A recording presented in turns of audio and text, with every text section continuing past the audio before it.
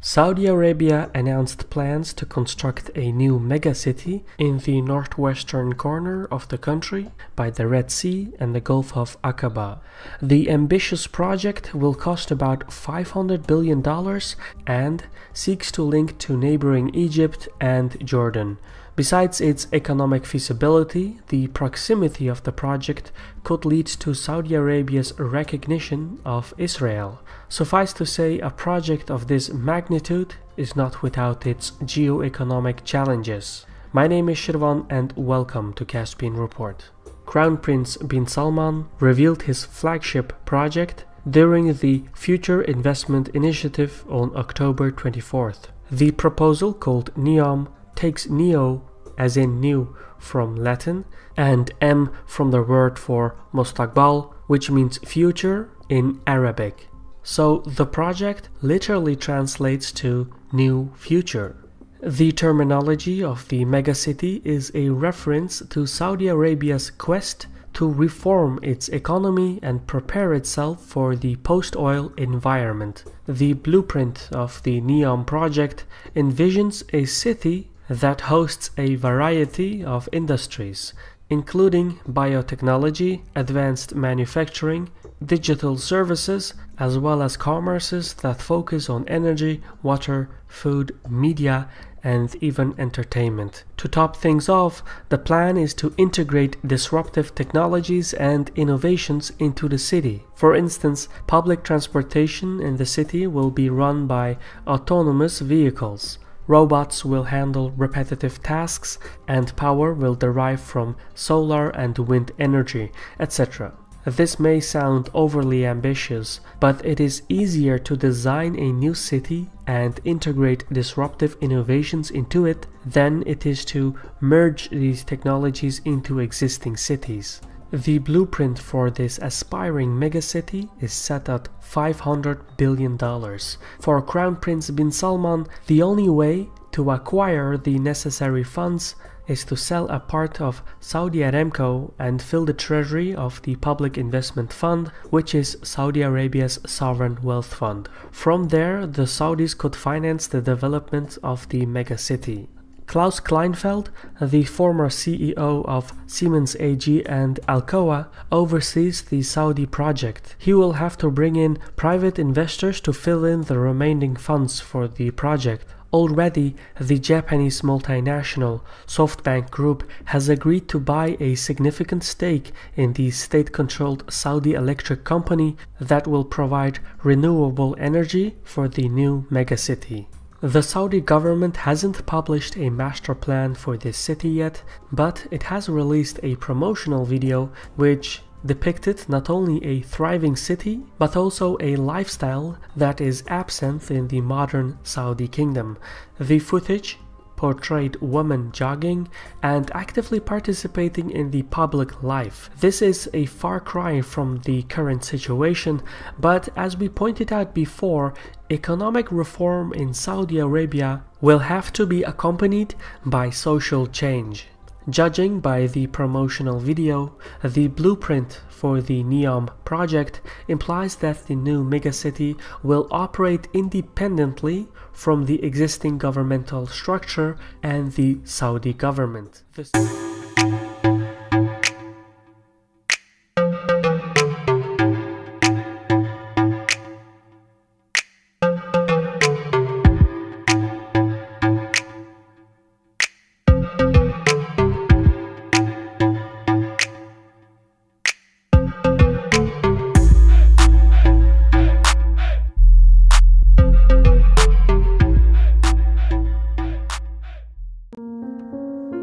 You can look at these ancient hills and see nothing.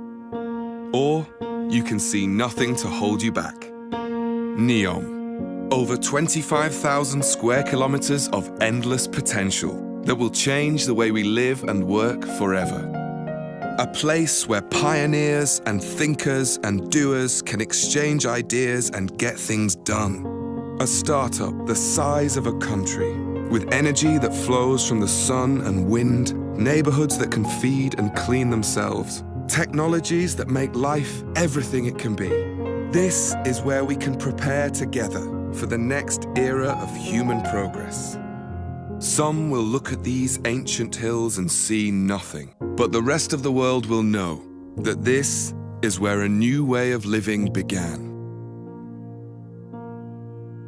Discover NEOM. I mean, basically, we are. There's a lot of opportunities in the business-to-business space, in the corporate, amongst corporate card products. There's a lot of opportunities on internet payments because the e-commerce is really growing in Saudi Arabia. So we see a lot of opportunities for us to be in there to support aggregators and support businesses which are beginning to trade more on the internet rather than brick and mortar. So there's a lot of opportunities there. There's a lot of opportunities for to have to increase bill payments on credit cards rather than checks and cash. So I mean there's a lot of opportunities to migrate from cash and checks to credit cards. So that is one opportunity. Second opportunity is on the premium space. We have just launching the titanium version of Centurion, which is our flagship premium product, the Black American Express card. We're just launching that in Saudi Arabia, and that comes with a whole host of new features, upgraded features from the traditional plastic Centurion card. So there's another opportunity for us to grow the premium space and to provide better features to our ultra premium customers. So that's another opportunity which we are looking forward to. Our titanium product will be then revitalized and relaunched again. So there's an opportunity there as well. So in the premium space and in the corporate space, there's a lot of opportunities both in 2014 and 2015 for us. Developing a new industrial and financial mega-hub that borders a trade-active area carries substantial potential, but such a project is not without its challenges. The NEOM megacity is set at the entrance to the Gulf of Aqaba and seeks to connect to Egypt and Jordan across the Straits of Tiran, which is a narrow passage between the Sinai and Arabian peninsulas. Last year, Egypt accepted Saudi Arabia's sovereignty over the islands of Tiran and Sanafir that sit in the straits in exchange for billions of dollars in aid. However, connecting Egypt, Saudi Arabia, and Jordan will require the construction of a 10-kilometer bridge and causeway, which will allow the countries to carry rail and road traffic across the Straits of Tiran. However, the 1979 peace treaty between Egypt and Israel guarantees the latter's access to the Red Sea.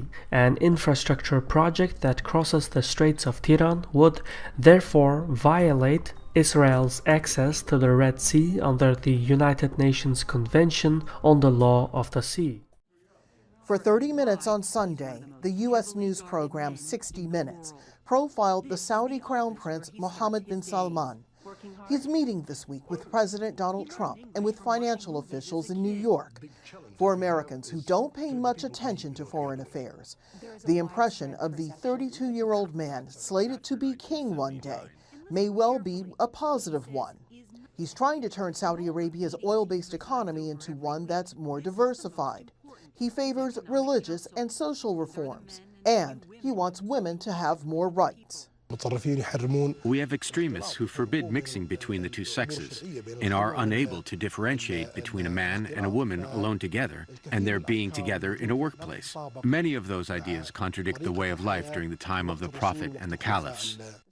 The presenter asked MBS about Saudi Arabia's poor human rights record and about his country's air war against Houthis in Yemen, a war that has caused a humanitarian crisis. But MBS was most forthcoming about the existential threat he sees from Iran's Ayatollah Ali Khamenei. He wants to create his own project in the Middle East, very much like Hitler, who wanted to expand at the time. Many countries around the world and in Europe did not realize how dangerous Hitler was until what happened happened. I don't want to see the same events happening in the Middle East. Not mentioned during the segment, the Saudi-led economic and political blockade against Qatar, now in its 10th month, the possibility of diplomatic relations with Israel, or the war in Syria.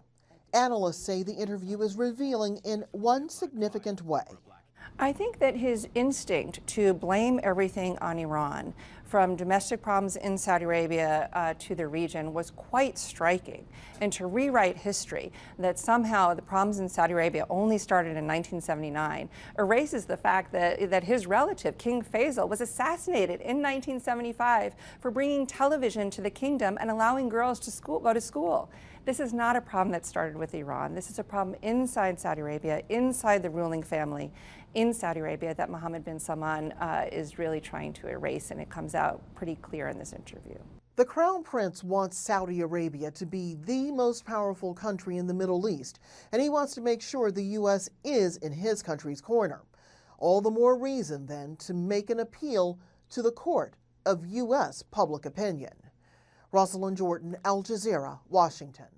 Israel has been firm in its stance towards the Straits of Tiran. In 1967, Egypt's closure of the straits to Israeli shipping was one of the reasons for the Six-Day War, meaning Israeli involvement in the NEOM project is critical for the success of the venture, and it's likely to result in Saudi Arabia's formal recognition of the State of Israel. For Israel, the NEOM project is of exceptional value. The Israeli high-speed railway project to Eilat, which is a port city by the Gulf of Aqaba, serves as an ideal complementary component of the Saudi megacity. By extending the NEOM project with the overland transshipment of the Eilat Railway, the Saudi project would appeal to global maritime trading powers such as China. Beijing already has outstanding relations with both Israel and Saudi Arabia,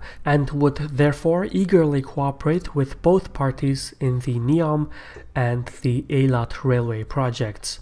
In the long term, however, cooperation and recognition from Egypt and Saudi Arabia could also help Israel to mend ties with its Arab neighbors. Hence, the NEOM project offers not only financial opportunities, but also marks the first geopolitical opening for Israel to reconcile with its neighbors. Since reconciliation with the Arab nations is fundamental to the geopolitical interests of Israel, American and Israeli policymakers could throw their weights behind the NEOM project. That said, an agreement between Israel, Saudi Arabia, Egypt, and Jordan would have to go through the back channels, since a public debate on such matters would lead to a blowback in the Arab nations. Such back channels already exist between Saudi and Israeli firms, especially in the sphere of water conservation, cybersecurity, etc. And these agreements usually go through US subsidiaries.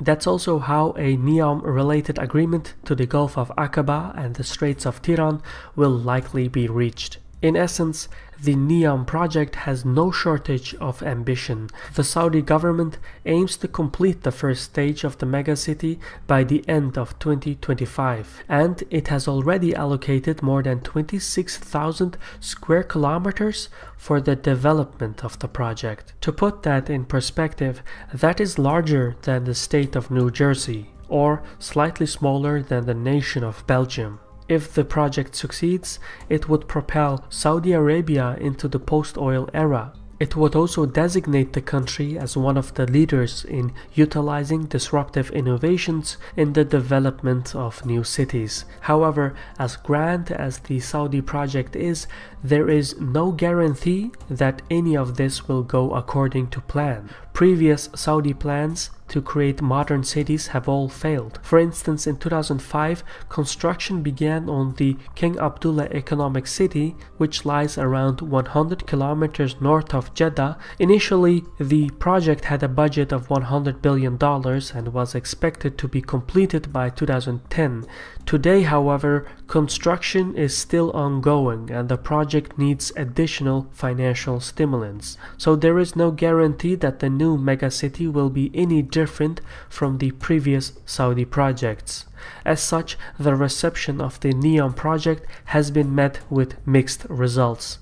Some applaud bin Salman for boldly driving the kingdom towards reform, while others point to past failed attempts to overhaul the Saudi economy. Yet, regardless of its feasibility, the Saudi government has no choice but to try and find ways to move away from its dependency on energy revenues.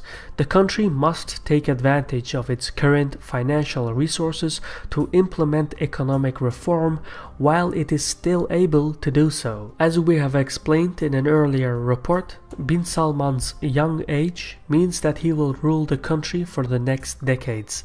This means that unlike his predecessors, he cannot pass the necessary economic reforms to the next ruler. He has to find ways to create enough sustainable wealth to avoid social unrest.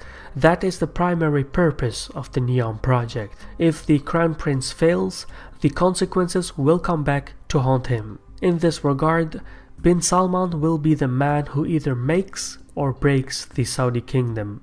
So despite the tenability of the NEOM megacity, the Crown Prince believes it's a project worth pursuing.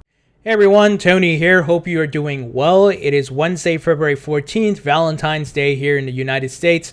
I have some positive news on the Ripple front. Again, it seems almost every day there's something positive coming out about Ripple. Partnerships, announcements, things that they've accomplished and so forth. Well, Ripple announced on their website that they have partnered with the Saudi Arabian Monetary Authority, the SAMA. They also confirmed on their Twitter account that their partnership with Western Union, that Western Union is indeed using XRapid, which we know leverages XRP for payment flows. So here's the announcement on Ripple's website with the partnership with the SAMA. So let's go into the details here. The Saudi Arabian Monetary Authority, SAMA, is a central bank for the Kingdom of Saudi Arabia, KSA. They have signed an agreement with Ripple to help the banks in the KSA improve their payments infrastructure using Xcurrent. This is big. You have a central bank which has pretty much the authority to control over the local banks within the country and the kingdom, as they call it. And they're going to get these folks to use Ripple's technology, This groundbreaking pilot program is the first of its kind to be launched by a central bank. Participating banks from the KSA will use Xcurrent to instantly settle payments sent into and out of the country with greater transparency and lower costs. The SAMA's recent adoption of Xcurrent makes it the second central bank to use blockchain technology to revolutionize payments, following the Bank of England's successful proof of concept with Ripple in 2017. So this is big, guys. A second central bank, and obviously you have the local banks, the smaller banks, obviously, that are under the control of the central bank, and they're all going to be leveraging Ripple's Xcurrent technology. Now, obviously, they're not using XRapid as yet, but like I've talked about in the past, and what Ripple's CEO and the folks who work there have said, their goal is to get these folks on board, solve their immediate problems and issues, and then pitch XRapid to them and incentivize them to use XRapid. So this is why I see a lot of potential with Ripple. Now, the other big news, guys, which definitely involves XRP specifically, Ripple announced on their Twitter account that their partnership with Western Union, they are indeed going to be leveraging XRapid, which uses XRP in payment flow. So here you have it, straight from the horse's mouth, and this is big. They mentioned that they are working with the top 3 global money transfer companies. They announced MoneyGram in early January. Western Union was announced yesterday, and there's a third yet to be announced.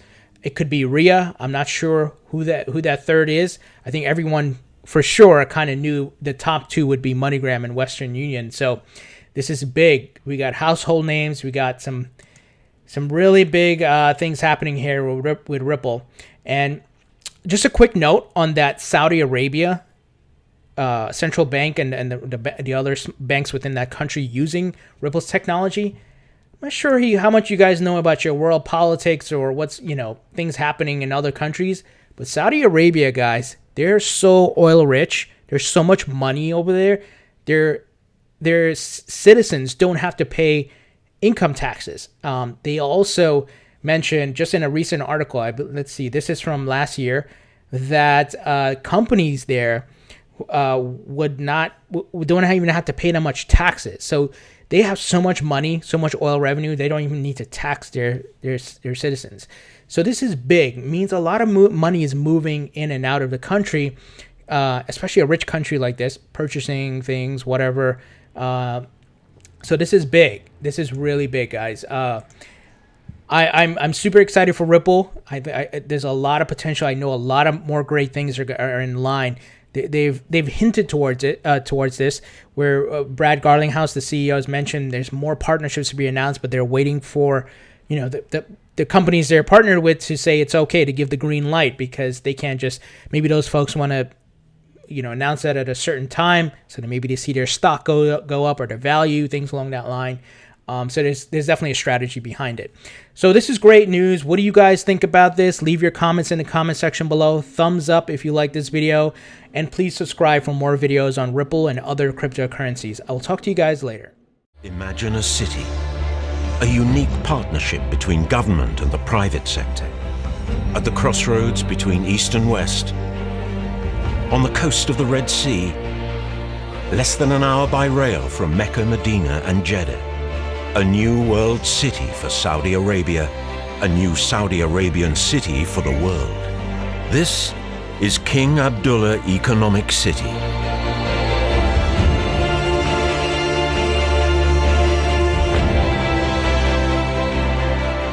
To build a mega city of the future, we started with hard infrastructure. We developed pro-business regulations through a single regulator, and we're connecting the city by sea, road and rail. This is attracting world-leading businesses who bring with them their best and brightest talent. We're developing a wide range of housing solutions, all surrounded by leisure facilities and maintained by state-of-the-art public services. Master planned on a total area of 181 million square meters. We started with 4 major components: King Abdullah Port, Industrial Valley, the coastal communities, and Hijaz Gate.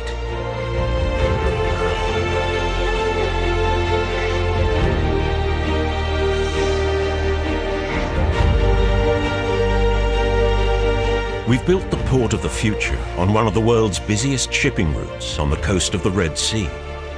Designed and built to strengthen Saudi Arabia's existing shipping and transportation network, the port is a catalyst for the Saudi economy, a creator of jobs, and a gateway to the region's biggest market. Strategically positioned, the port has direct access to the national highway network, creating a seamless link from sea to land. It also plans to have the largest multimodal terminal in the kingdom, connecting to the Saudi land bridge. When it's complete, King Abdullah Port will be one of the top 10 ports in the world. It will have more than 30 deep water berths, some over 18 meters deep, all served by the world's largest cranes to enable handling the biggest ships now and for decades to come. To deliver maximum efficiency, we've created the Port Community System, which cuts down on paperwork and provides real-time information throughout the entire process, guaranteeing fast, transparent clearance times. And the scale of King Abdullah Port makes it a vital addition to Saudi Arabia's existing import and export capability, handling growing volumes of global cargo as well as cargo destined for the kingdom itself. We've collaborated with trusted partners to create this ambitious project, because world-leading companies need a world-leading port, a megaport for tomorrow's Saudi Arabia.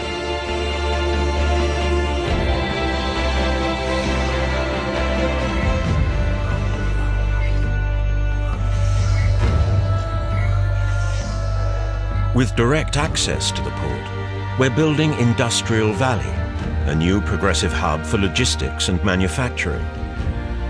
Designed with our tenants in mind, we're creating support systems to deliver the greatest efficiency.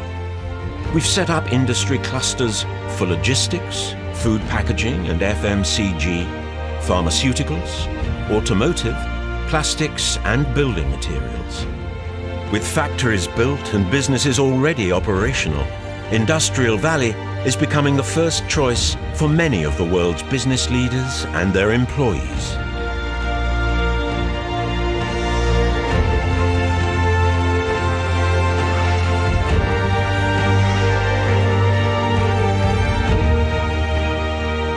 For this growing population, we're building our coastal communities, a collection of beautiful, sustainably designed residential districts that create the perfect, modern, family-friendly environment for its residents. Each coastal community offers its own tailored architecture, blending first-class accommodation with the latest technology and plenty of outdoor space.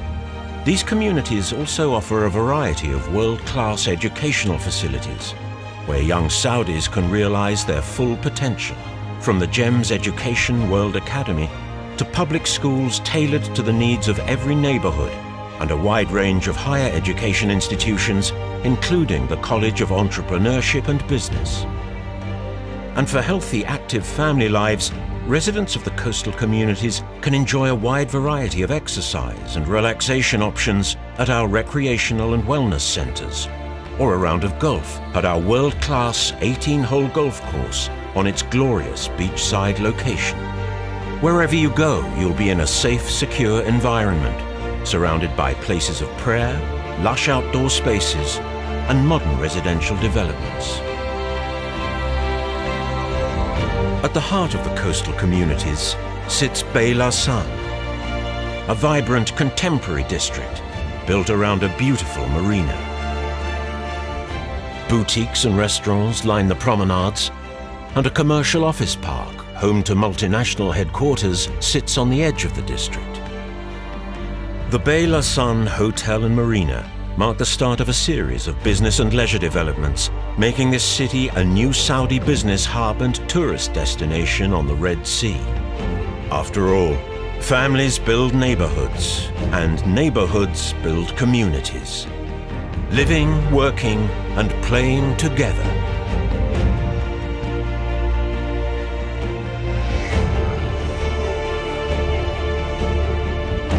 At the city's entrance, we're creating Hijaz Gate, the new downtown area, a business, retail, and residential district built around the Al Haramain high-speed rail station.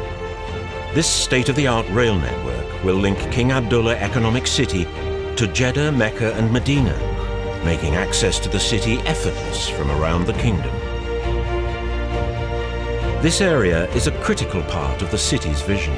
It will become a stopping point for millions of pilgrims, a natural destination for conferences and exhibitions, the perfect location for new educational institutions, and home to malls and corporate headquarters.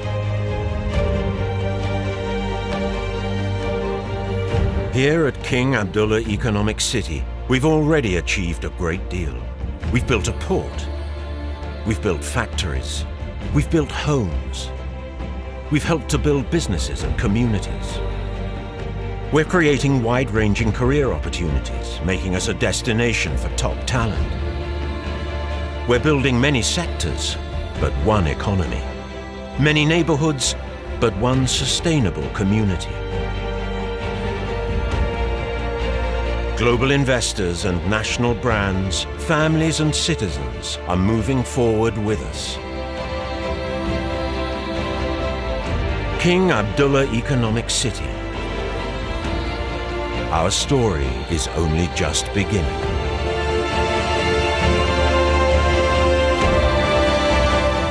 Saudi Arabia is rolling out a huge expansionary budget for 2018. Now, here's the lowdown. The kingdom will boost spending to almost $300 billion in a bid to revive an economy, well, that's languished in the wake of low oil prices. It expects GDP to expand 2.7% next year. That's after shrinking by 0.5% in the last 12 months. And inflation will accelerate to more than 5% from its current negative territory. I spoke to the finance minister himself, Mohammed Al-Jadaan, about the outlook.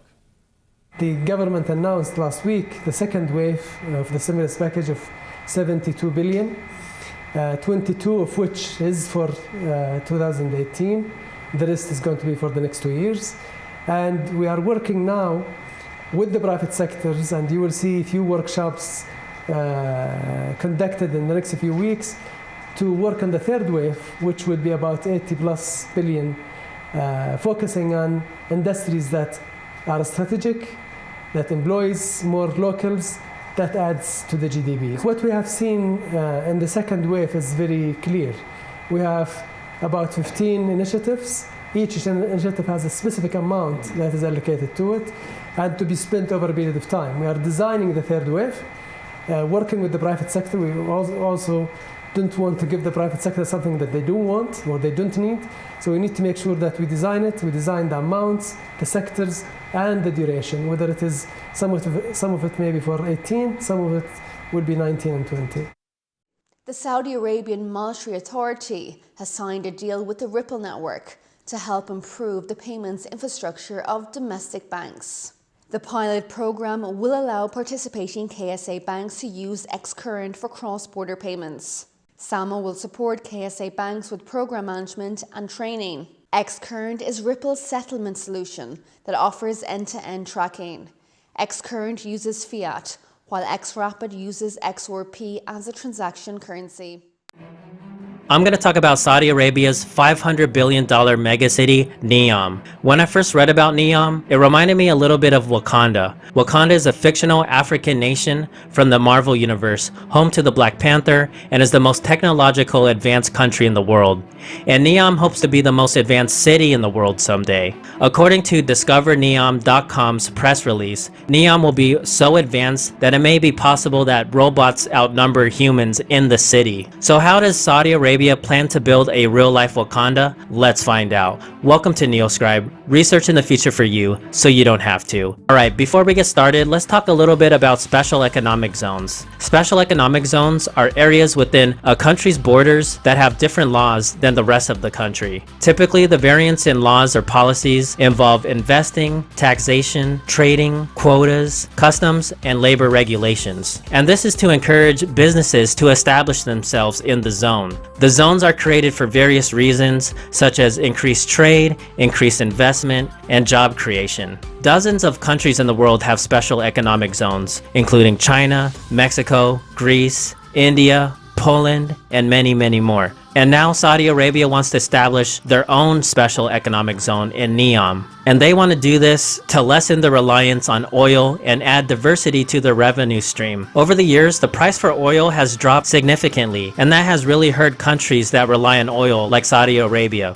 Also, gasoline and diesel-fueled vehicles have gotten more efficient over the years and have even started to shift toward hybrid or electric motors altogether, lowering the demand for oil. And then you have the United States, who has recently produced more oil than ever before. Matter of fact, the US is projected to hit an all-time high in oil production in 2018 at 9.7 million barrels per day. Lastly, there are a lot of skepticism whether Saudi Arabia has as much oil reserves as they claim. This is because in 1989, Saudi Arabia changed their estimated oil reserves from 170 billion barrels to 260 barrels without explaining the adjustment. On top of that, the current estimates of their reserves remain around 260 billion today, even though they have consumed or exported 94 billion barrels since 1989. Whether or not Saudi Arabia is running out of oil, they have good reason to want to make drastic changes to diversify their revenue stream and economy. So on October 24th, Prince Mohammed bin Salman announced the megacity NEOM. The name NEOM means new future and comes from two words and two languages. First is the Greek word neo, meaning new, and then the M stands for the Arabic word mustaqbal, meaning future. It will operate as an independent economic zone with its own laws, taxes, and regulations. NEOM will be massive, over 10,000 square miles or over 26,000 square kilometers, and that will make it more than 33 times larger than New York City and a little less than the size of Massachusetts. Located in the northwest corner of Saudi Arabia, NEOM loosely connects connects the 3 continents of Africa, Asia, and Europe and hopes to be a leading global hub. And in that location, 70% of the world's population will be able to reach it in under 8 hours. NEOM will strive to be one of the world's economic and scientific capitals. NEOM plans to attract the top talent from around the world and push the boundaries of innovation like never before. And they hope to do this by being the safest, most efficient, most future-oriented, and best place to live and work. As NEOM is developed and after it's established, it will focus on 9 investment sectors and living conditions. They'll focus on energy and water, mobility, biotech, food, technological and digital sciences, advanced manufacturing, media, entertainment, and livability. By investing in the latest innovation in these 9 areas, NEOM will be a technological proving ground. Also, since NEOM will be built from scratch, it will be unlike any other city on Earth, being built with future technologies at the cornerstone of its development. Every aspect will be innovative and futuristic compared to other cities that have evolved over the years. NEOM's layout will encourage walking and bicycling, and the city will be solely powered by renewable energy. On top of that, NEOM will include disruptive transportation technology such as self-driving cars, passenger drones, and Hyperloop systems. The Russian company Suma Group has announced its support for NEOM and plans to invest billions of dollars in a food hub and Hyperloop system for the megacity. NEOM will also have utopian features such as free high-speed internet, which they'll call digital air, and it'll also have free world-class continuous online education. Additionally, all of NEOM's services and processes will be 100% fully automated. If everything goes according to its vision, NEOM will be a glimpse of what's to come in the future. We will see how people will live and how they'll work when robots take most of the jobs, because in NEOM, all repetitive and arduous tasks will be fully automated and handled by robots, which may outnumber the humans in the city. So I am very interested to see how NEOM plays out, and I hope it has a positive impact on humanity at large. But I want to hear from you. Do you think NEOM will be successful and eventually be an economic and scientific capital in the world? Comment below. Excellencies, ladies and gentlemen, a warm welcome to our session, Saudi Arabia Vision 2030. I'm really delighted to have such a distinguished panel here today. So allow me to quick introduce all the panelists, even though I do expect that you all know the panelists here on stage. First and foremost, His Excellency Khalid Fali, Minister of Energy, Industry and Mineral Resources of Saudi Arabia. We have here Lawrence Fink, the Chairman and the CEO of BlackRock in New York. We have Minister Al-Kasabi, who is Minister of Commerce and Investment of Saudi Arabia. We have, from the private sector also, Andrew Liveris, Chairman and CEO of Dow Chemical. Warm welcome. And last but not least, we have the Finance Minister of Saudi Arabia, Minister Mohammed Jadaan. Excellency, a warm welcome to all of you. Big round of applause to our today's panel.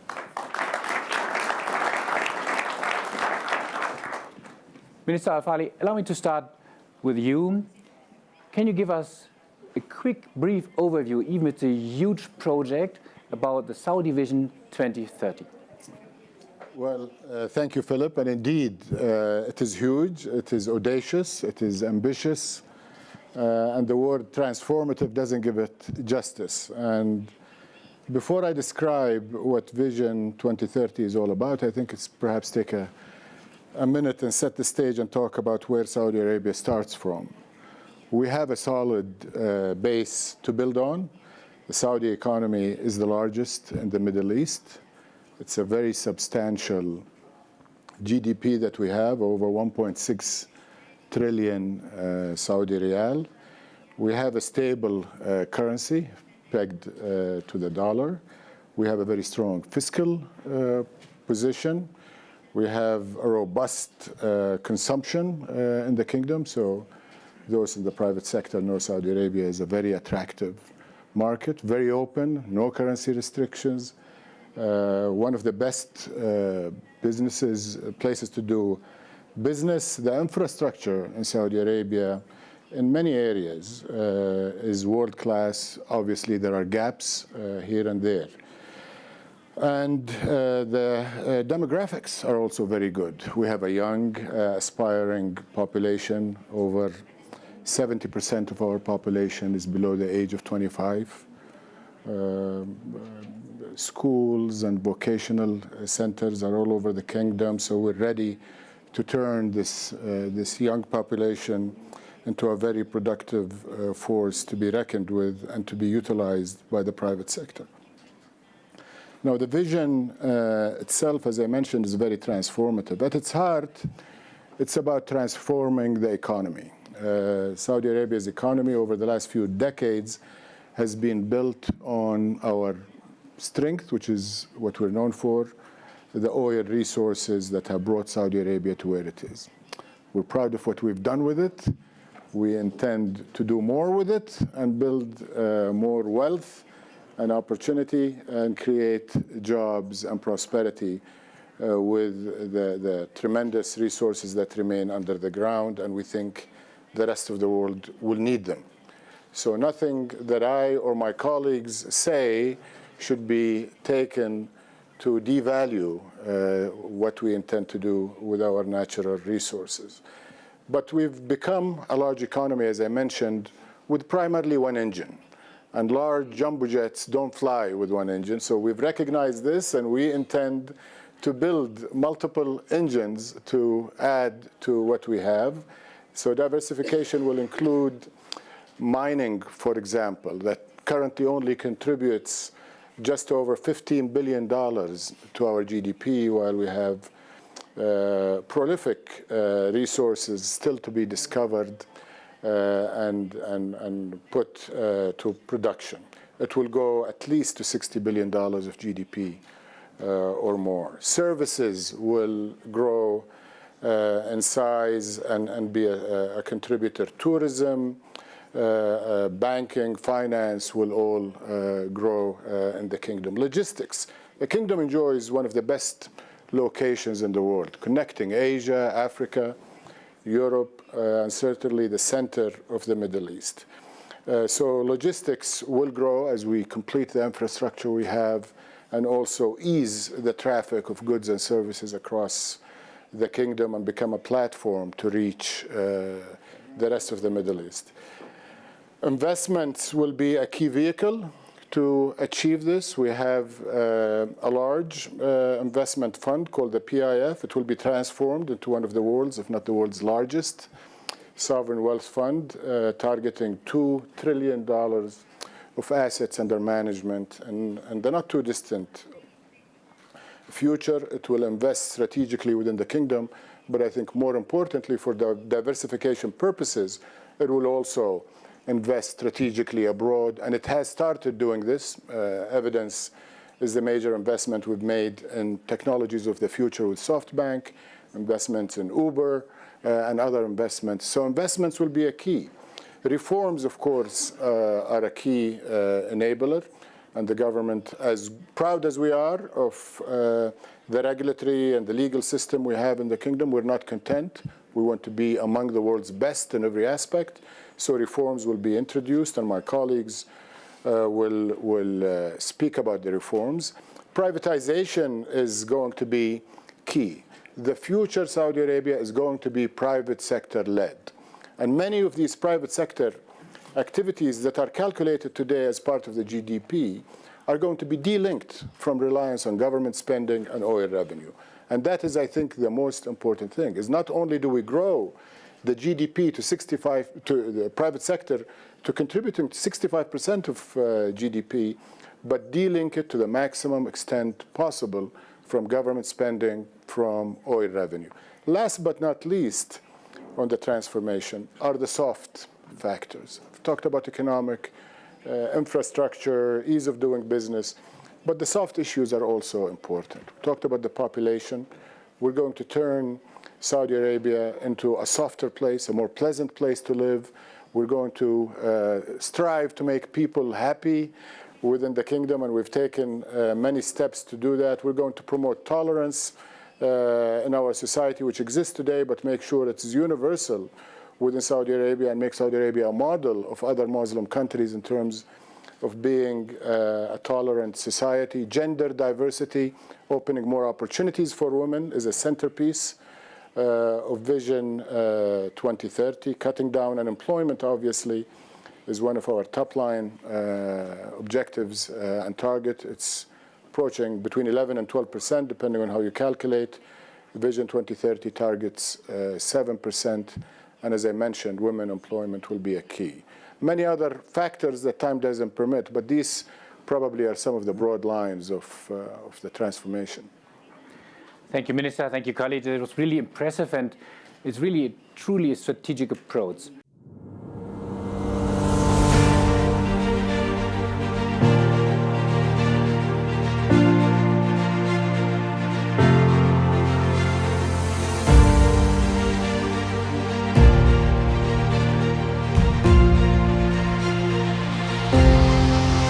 Welcome to the stage, ladies and gentlemen, His Royal Highness, Prince Mohammed bin Salman.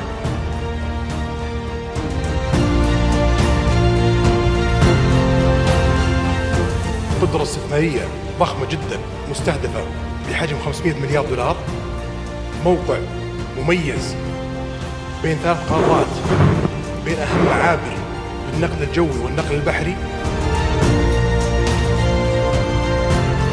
لدينا فرصة ننتقل إلى جيل جديد من طريقة الحياة، من المدن، من التقنيات، من الصحة، الخدمات إلى آخره.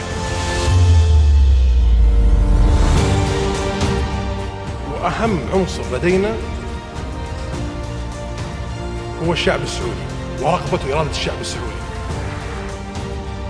الفرق الذي سوف يكون في نيوم كزون وكالمدينة سوف تكون في داخل نيوم مثل الفرق بين هذا الهاتف وبين هذا الهاتف. هذا ما سوف نعمله في داخل نيوم.